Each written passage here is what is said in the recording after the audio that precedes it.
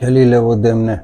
وقتی میخواستم این کار رو نامگذاری کنم، دو دل بودم که اون رو کلیله و دمنه نامگذاری کنم یا برزو، همون برزوی پزشک.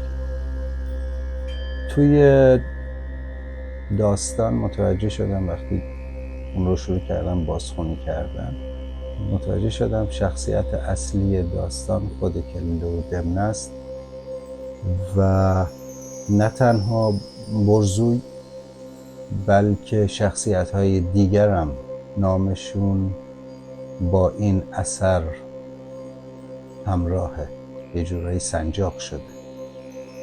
به خاطر همین تصمیم گرفتم تصویر برزوی رو بکشم و اثر رو کلیله و دمنه نامگذاری کنم.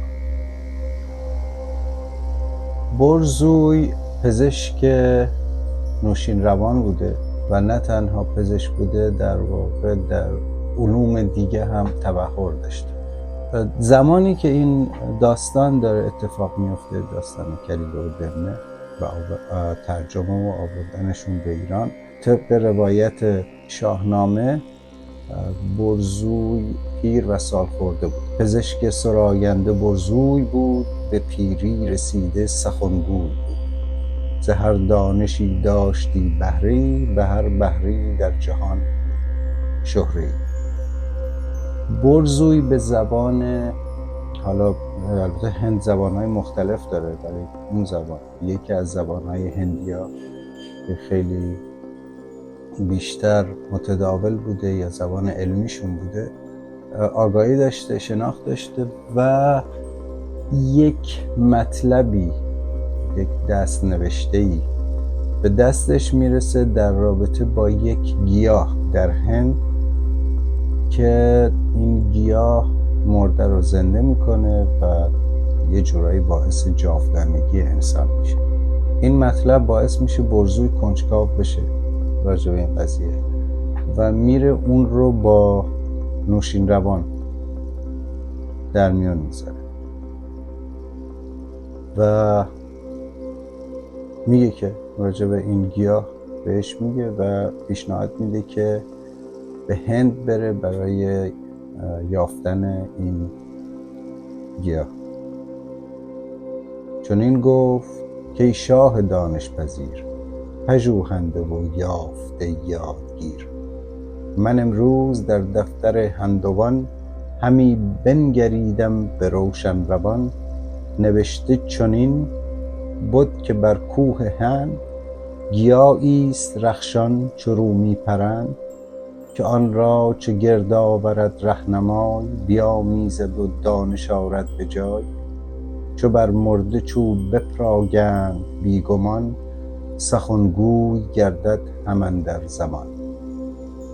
میره زیر مرده شروع میکنه حرف زدن و میگه که این چیزایی که یاد گرفتم این رو هم میخوام بهش اضافه کنم.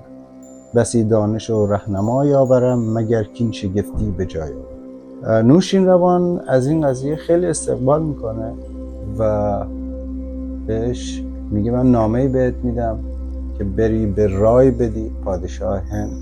در اون زمان و اون جایی که قرار بوده بره شهری هست به نام قنوج، به شاهنامه بهش اشاره شده. این شهر قنوج تلفظهای مختلف داره، من همون تلفظ شاهنامه شد خدمتتون عرض میکنم و بهش میگه که من نامه‌ای بهت میدم و به همراه چند شتر بود؟ 300 شتر هم هدایا همراهت میکنم که به رای بدی. بیامد بر رای و نامه بداد، سر بارها پیش او برگشاد. رای ازش خیلی استقبال میکنه و میگه که اصلا لزومی به این هدایا نبوده و ما مثل یک کشور هستیم و چرا برای من باج میفرستی؟ هرچی که لازم داری به من بگو که در اختیارت بذارم. و برزوی بهش میگه که دنبال چی هست و میگه که در کوه در کوههای این اطراف گیاهی هست که همچین خصوصیتی داره. و رای به برزوی میگه برهمن به کوه اندرون هر که هست، یکی دارد این رای را با تو دست. کتا رای و فرخنده دستور من، همان گنج پرمایه گنجور من. بد و نیک هندوستان پیش توست، بزرگی مرا در کم و بیش توست.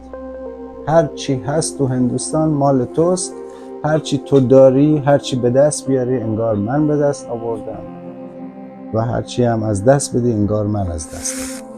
و اون شب بار میده رای و خردمندان و بزرگان شهر قنوج رو دعوت میکنه که حالا در واقع اینا مهمونی ما آشنایی بوده. فردای اون روز آقای رایشاه یه سری پزشک رو همراه میکنه.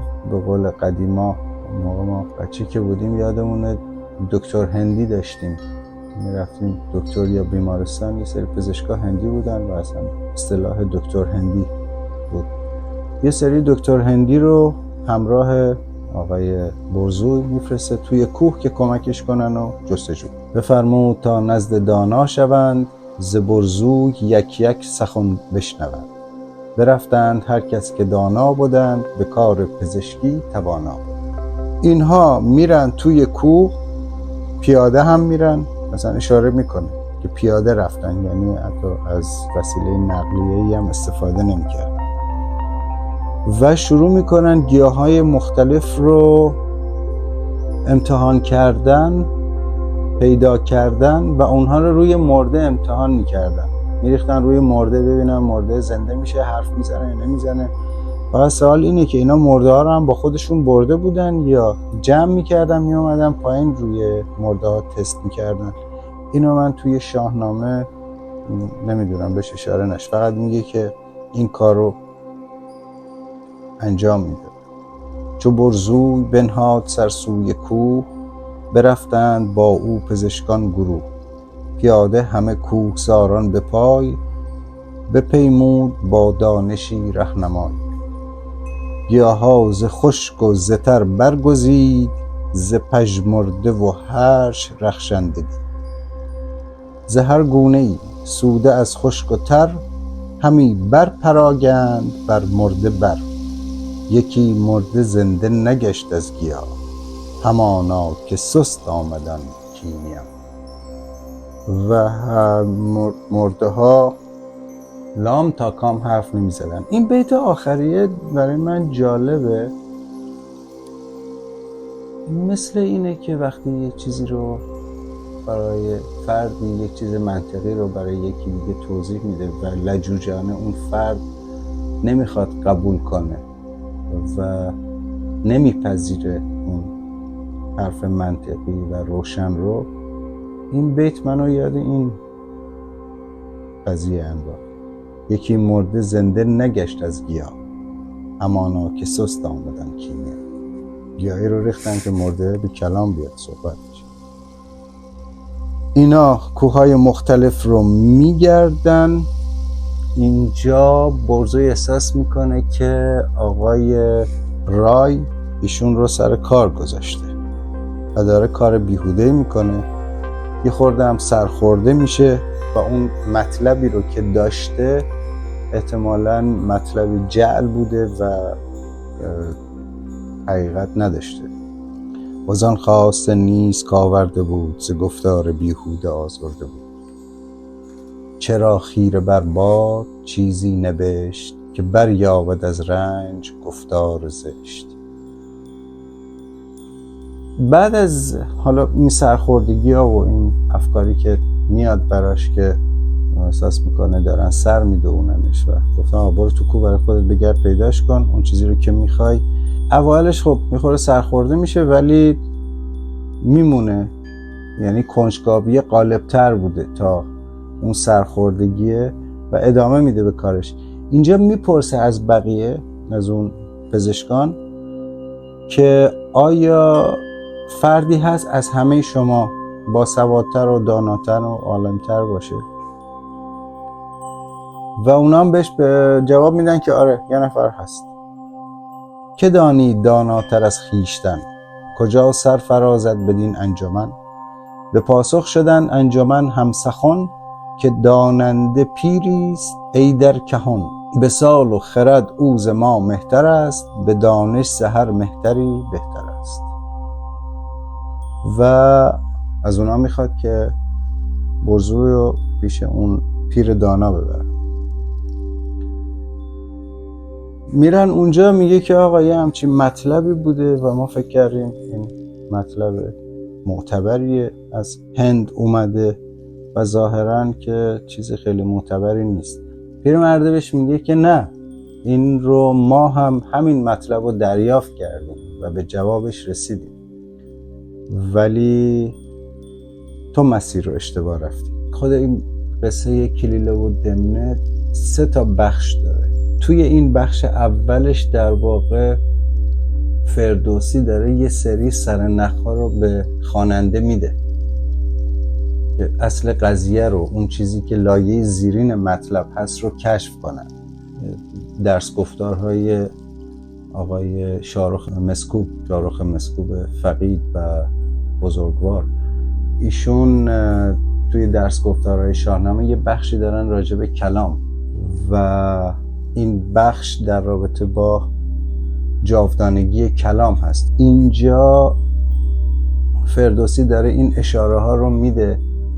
بارها و بارها توی این بخش اول کلمه سخن خیلی تکرار میشه و بعد وقتی اون گفتگوی جواب اون پیر دانا رو میشنویم، ما رو نزدیک میکنه به اون قول بچهای آکادمیک، به اون کلید واژه. چون نزدیک او شد سخنگوی مرد، همه رنج ها پیش او یاد کرد. ز کار نبشته که آمد پدید، سخنها که از کاردانان شنید. برو پیر دانا سخن برگشاد، ز هر دانشی پیش او کرد یاد. توجه بفرمایید توی این 3 بیت تقریباً توی هر بیت 1 بار این کلمه سخن تکرار شده و این در واقع اون سرنخیه که فردوسی داره به ما میده در رابطه با راز اون گیاه.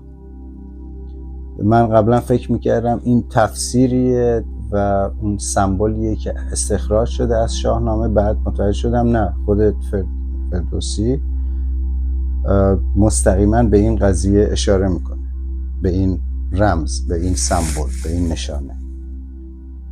و رمزگشایی ماجرا اینجا اتفاق میفته که میگه که ما در نوشته همین یافتیم، بدین آرزو تیز بشتافتیم. چون رنج ها بر نیامد پدید، ببایست ناکام دیگر شنید. گیا چون سخن دان و دانش چو کوه، که باشد همه سال او را شکوه. و اینجاست که در واقع اون مفهوم رو میده، میگه که در واقع ما هم همین مطلب رو داشتیم و شنیدیم، ولی متوجه شدیم که در واقع این اون گیاه جاودانگی اون سخن هست، کلام هست و اینه در واقع اصل قضیه و اینو به صورت سمبولیک ارائه دادن.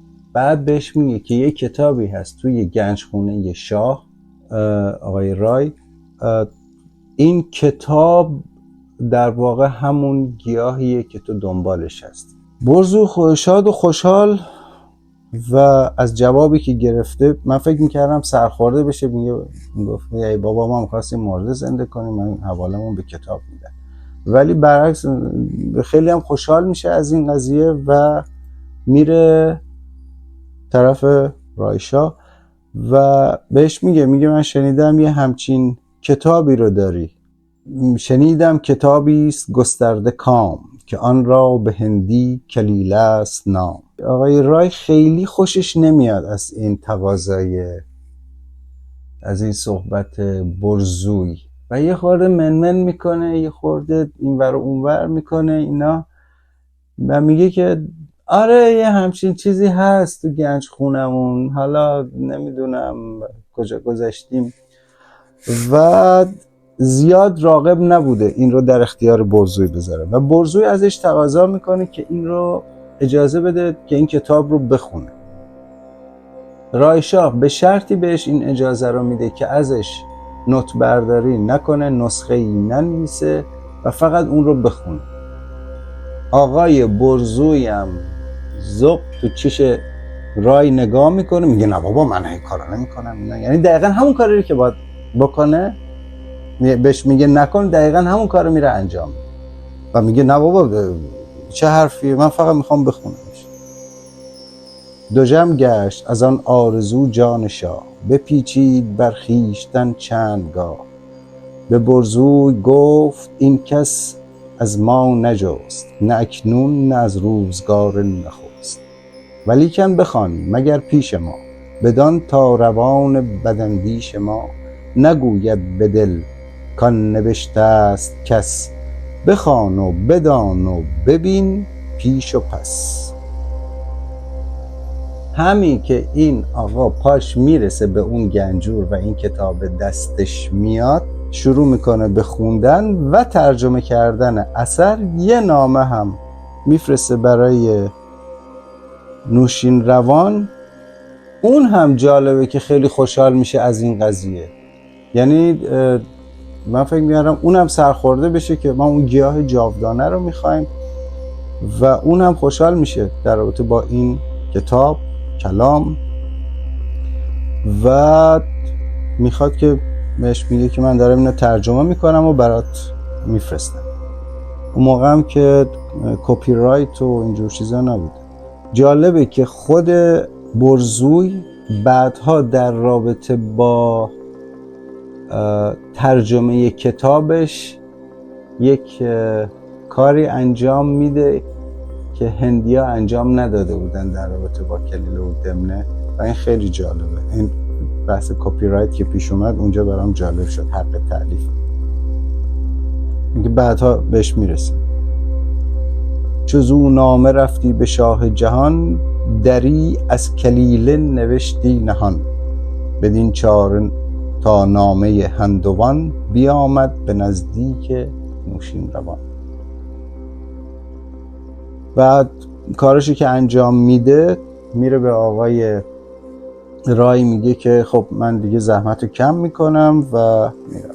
رای هم خیلی خوشحال میشه که برزوی داره برمیگرده. احتمالاً تو دلش هم میگه آره دیگه وقتشه برگردی، مهمون یه روز 2 روز 10 روز دیگه داره کم کم صابخونه میشه و برای که مطمئنم بشه که ایشون میره یه عالمه هم هدیه بهش میده از ذوقش که برزوی داره میره و با یه سری هدایا اونو راهی میکنه. چو بگشاد لب رای بنواختش، یکی خلعت هندوی ساختش. دو یاره بهاگیر و 2 گوشوار، یکی طوق پرگوهر شاهوار. هم از شاره هندی و تیغ هند، همه روی آهن سراسر پرند. برزوی برمیگرده به ایران و کل ماجرا رو برای نوشین-روان تعریف میکنه. به گفت آنچ از رای دید و شنید، به جای گیا دانش آمد پدید. و نوشین-روان خیلی خوشحال میشه از این کار و بهش میگه که برو توی گنجخانه من، توی گنجور من، اینم کلید دارش، هر چی دلت میخواد وردار به عنوان پاداش، طلا، جواهر، سنگای قیمتی، هر چی. این میره اینجا خیلی جالبه، میره توی گنجخانه نوشین-روان. تنها چیزی که برمیداره یکی از خلعت‌های شاه هست و هیچ چیز دیگه ای بر نمیداره. نظر شخصی من در رابطه با این، به نظر من اینم یه نوع نشانه یا سمبل انتخاب این لباس. حالا ممکنه بگین تو کی هستی که حالا میخوای نظر شخصی بگی. حالا ما اینو خوندیم، طراحیش هم کردیم، کانال خودمونه، یه نظری هم یه وسط. شما بپذیرید لطفا. در واقع اون با انتخاب این لباس میشه شاه، ولی شاه زمان میشه. این اثر، اون گیاه جاودانه، کلام، سخن رو ترجمه کرده و این نشانه اینه که اون به پادشاهی میرسه. و وقتی هم نوشیروان میبینتش میگه چرا چیز دیگه برنداشتی؟ میگه همین بستمون. بعدم توی کاخر که منو با خلعت تو ببینه یه چیزی به ما نمیگه و همه هم هوامونه دارن. همین کافیه برای من. پشتبندش به نظر من، پشتبند قضیه یعنی تقاضای دومش، این نظر من رو فکر کنم بیشتر تایید کنه. نوشیروان از بوزرجمهر میخواد، یا همون بزرگمهر وزیرش، که این رو شروع کنن مکتوب کردن، به صورت کتاب در آوردن این ترجمه ها رو که به دری بوده حالا به حساب و به خط پهلوی بنویسن. اینجا میگه که من یه خواهشی دارم و تقاضا هم کم نبوده برای نوشیروان، ولی یه جورایی هم حالا تو رو درواسی گیر کرده بوده. میگه این تقاضای خیلی زیادیه، ولی به خاطر کاری که کردی اینم قبول. میگه که ازتون میخوام تو یک ابتدای یک کتاب که میخواید کتاب رو بنویسید، حتما نام من به عنوان گردآورنده و مترجم کتاب بیاد. و نوشیروان میگه که باش. یعنی اولش هم اونم دوباره هی من میکنه. حالا ببینیم کلن این آقای برزوی تخصصش تحت فشار قرار دادن شاه‌ها بوده و تو رو درواسی قرار دادن اونا برای اون چیزی که میخواد به دست بیاره، که چیز بدی هم نمیخواسته به دست بیاره. یکی آرزو خواهم از شهریار، که ماند زمن در جهان یادگار. چو ببنیسد این نام بوزرجمهر، گشاید بر این رنج برزوی چهر. نخستین در از من کند یادگار، به فرمان پیروزگر شهریار. بدان تا پس از مرگ من در جهان، ز داننده رنج نگردد نهان. همون بحث زمان و اون خلعتی که میپوشه و این تقاضایی که میکنه که نامش ثبت بشه اول کتاب، خلعت شاهی، در واقع وارد زمان میشه و نامیرا میشه و سلطنت میکنه بر زمان. و بسیار زیباست این قصه. حتی به نظر من اینو باید فیلم کرد، نمیدونم چرا این کار انجام نشد. و فردوسی اشاره میکنه به چه زبونی این رو نوشتن بر نامه خسروی، نبود آن زمان خط جز از پهلوی. همی بود با عجز در گنج شاه، بدو ناسزا کس نکردی نگاه. چون این تا به تازی سخن راندند، ورا پهلوانی همی خواند. اینجا ما وارد فاز سوم قضیه میشیم که بحث ترجمه های بعدیه و چطوری الان این کلیله و دمنه‌ای که در حال حاضر ما داریم چطور به دست ما رسید، چون که اصل ترجمهش از بین رفته ظاهرا. بعد از سقوط سلسله ساسانیان و حمله اعراب به ایران و تسلط اونها به ایران، مأمون دستور ترجمه این اثر رو به عربی میده. ظاهراً یه جورایی با موبدان هم رابطه داشته، یا موبدان یه جورایی هم روش سعی میکردن تأثیر بذارن. و چیزی که توی شاهنامه یه اشاره کوچیک شده، احتمال زیاد این تحت تأثیر موبدان قرار میگیره که این رو بهش معرفی میکنن و به عربی ترجمه میکنن. کلیله به تازی شد از پهلوی، بدین سان که اکنون همی بشنوی.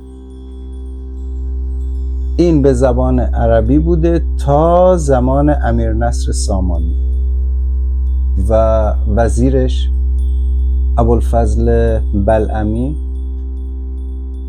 اینها میان و این اثر رو به فارسی ترجمه میکنن و بعدش ابوالفضل بلعمی وزیر از رودکی میخواد که این اثر رو به صورت نظم در بیاره. به تازی همی بود تا گاه نصر، بدانگه که شد بر جهان شاه نصر. گرانمایه بوالفضل دستور اوی، که اندر سخن بود گنجور اوی. بفرمود تا پارسی دری، بگفتند و کوتاه شد داوری. وزان پس چو پیوسته رای آمدش، به دانش خرد رهنمای آمدش. همی خواست تا آشکار و نهان، از او یادگاری بود در جهان.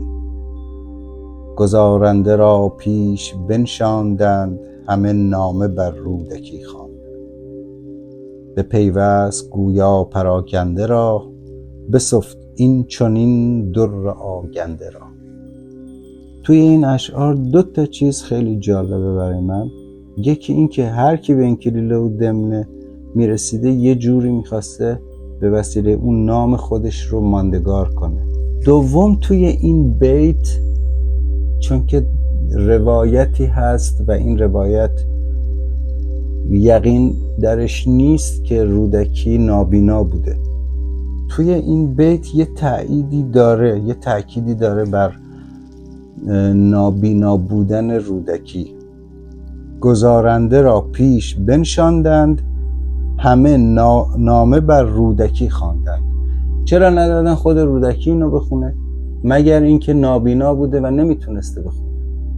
این حدس من هست در رابطه با نابینا بودن رودکی. قصه کلیله و دمنه اینجا تموم میشه، ولی تو مابین این ابیات چند بیت هست خیلی زیباست و من فکر کردم این بخش رو با این چند بیت تموم کنم.